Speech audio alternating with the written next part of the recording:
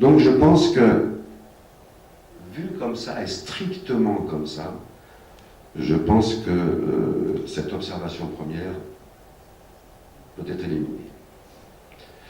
Observation 2. Le nombre de spirales vers la gauche et vers la droite sont deux nombres successifs de la suite de Fibonacci. Par exemple, la fleur qu'on a vue tout à l'heure, donc le tournesol. Ce n'est pas la forme de la spirale qui rappelle le nombre, c'est effectivement le nombre. Vous avez 34 spirales comme ça, dans ce sens-là, et vous avez 21 spirales dans ce sens-là. C'est deux nombres successifs de la suite de Fibonacci. Et c'est pareil pour une pomme de pin, où vous en avez 13 dans un sens, 8 dans l'autre. Deux nombres à la suite de Fibonacci. Là, ça devient déjà assez surprenant. Puis, ça se généralise. Le chou-fleur, oui, aussi.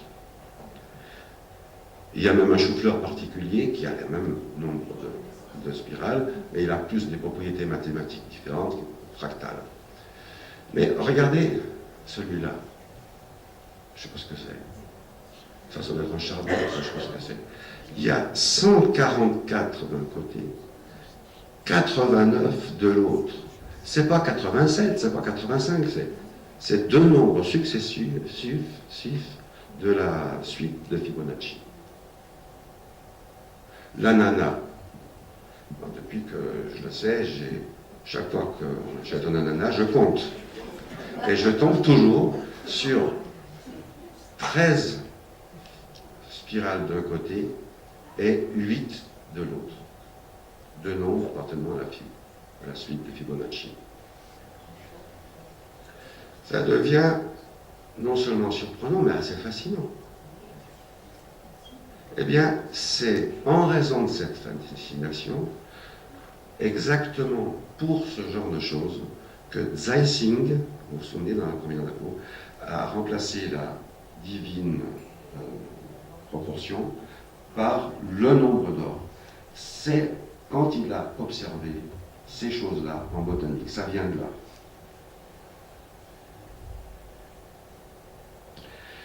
Bien sûr, toutes les spires ne sont pas en rapport entre le nombre d'or.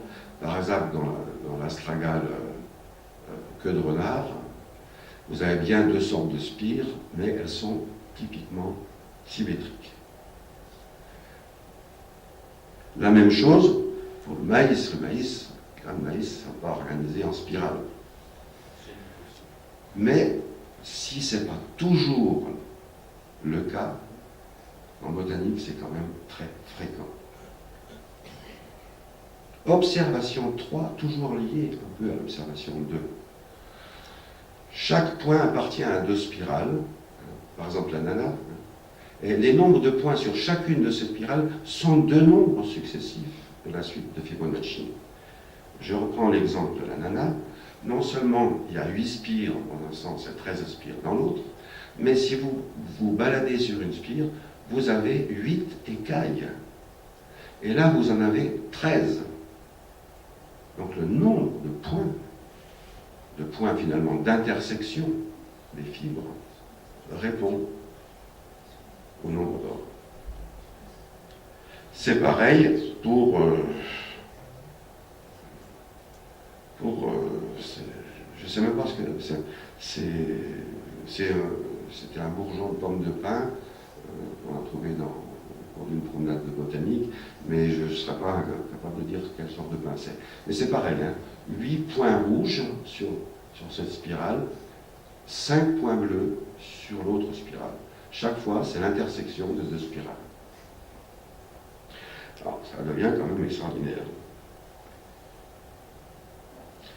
Observation 4, c'est ce qu'on appelle le phénomène de divergence en mathématiques. C'est quelque chose qui vient en botanique, c'est quelque chose qui vient des mathématiciens, la notion de divergence. Et cette divergence-là, elle a été adaptée un petit peu particularisé en botanique, et c'est devenu un terme classique de la botanique. Qu'est-ce que c'est? C'est enseigné en botanique. Vous voyez, par exemple, dans la figure A, ici, vous prenez deux feuilles successives sur la même verticale. Vous avez donc fait un tour, ça passe par derrière, ça revient par devant, un tour pour deux feuilles, et avec deux intervalles. Donc, ça la divergence, c'est un tour pour deux intervalles. Ici, vous avez un tour sur la prochaine feuille à la verticale, mais vous avez 1, 2, 3 intervalles. Donc un tour et 3 intervalles. Ici, vous avez la prochaine feuille, elle est là. Pour y arriver, on fait 2 tours, et vous avez 5 intervalles. Encore 2 termes là. Et on peut continuer. Et en continuant, vous allez avoir 3 huitièmes, 5 treizièmes, 8 21e. C'est-à-dire que les dénominateurs et les numérateurs appartiennent tous les deux au nombre d'or, à la série de Fibonacci. Donc, encore une fois, je vous rappelle, ça s'appelle la divergence. Là, c'est une fleur de moutarde. Bon, on l'a vu tout à l'heure. Elle n'avait que 4 feuilles.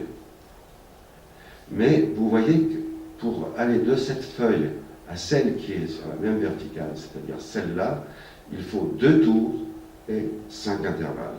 C'est une différence de 2 cinquièmes. L'artichaut, évident.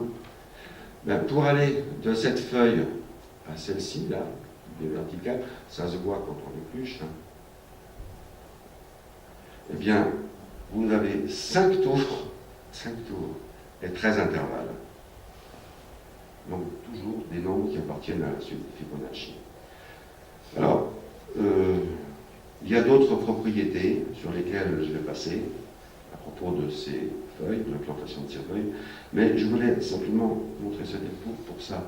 C'est-à-dire, personne n'explique vraiment pourquoi ces feuilles, en fait, répondent dans leur croissance au nombre d'or, l'implantation de ces feuilles au nombre d'or. Personne. Et pourtant, c'est vraiment un rapport très étroit qui est lié à la croissance des feuilles. C'est ce qu'on explique là.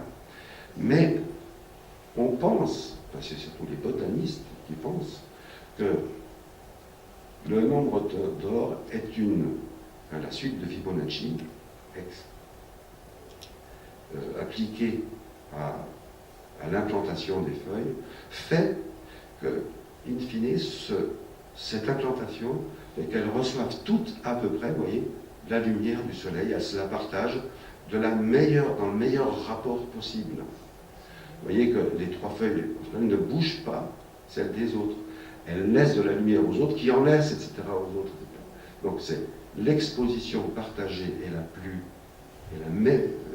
façon la meilleure de la partager, la lumière du soleil.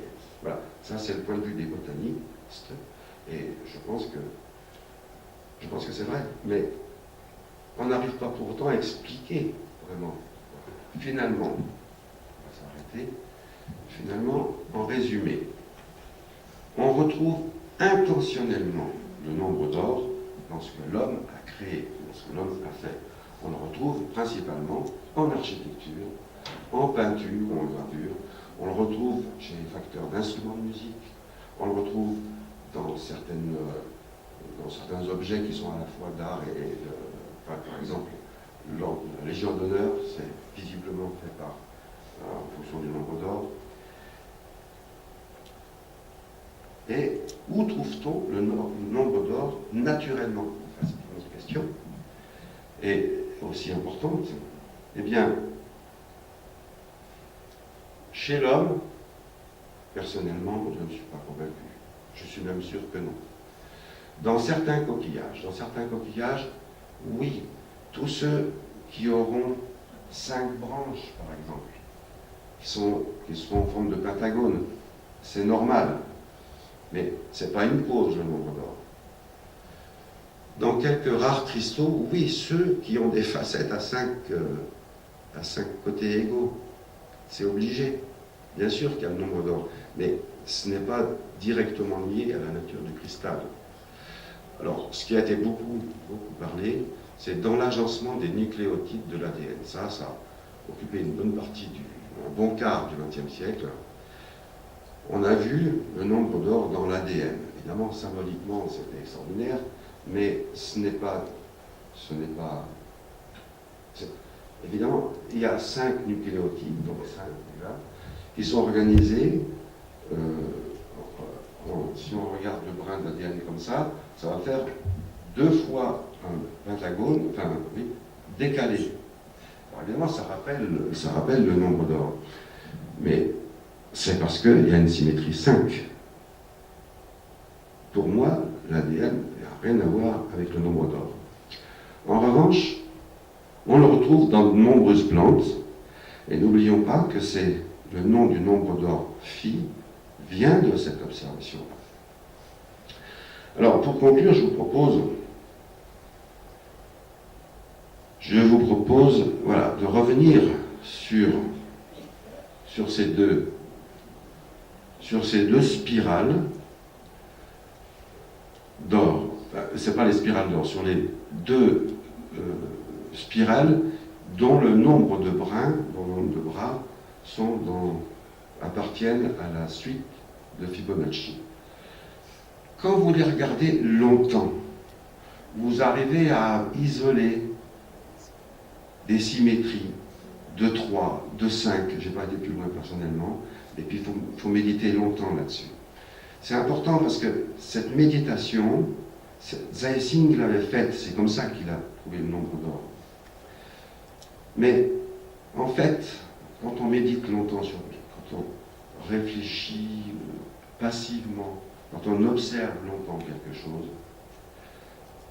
on voit arriver des symboles. Et pour moi, ce qui est observé, c'est une conjonction harmonieuse des enroulements opposés de spirales. Quel est le symbole sous-jacent? Eh bien, ce symbole sous-jacent, c'est ce qu'on appelle la conjonction des opposés. Vous voyez, la religion chrétienne, on se tient loin du mal et on essaye d'être très proche du bien. La religion hindoue, c'est à égale distance entre le bien et le mal. C'est une sorte de conjonction des opposés. Quand on ne sait plus, je fais ci ou ça, mais si je fais ça ou je fais ceci, eh bien, ça va être une impasse. On est souvent dans cette situation. Donc, il faut laisser tomber. Regarder des fleurs, par exemple, autre chose. Et viendra une façon d'agir qu'on appelle le moyen terme, mais à laquelle on ne pouvait pas penser avant. Elle survient. C'est ça, en fait, que ça représente, à mon avis, ce symbole, la conjonction des opposés. Mais ça, pour le développer, il faudrait au moins encore un exposé. Et je vais m'arrêter là.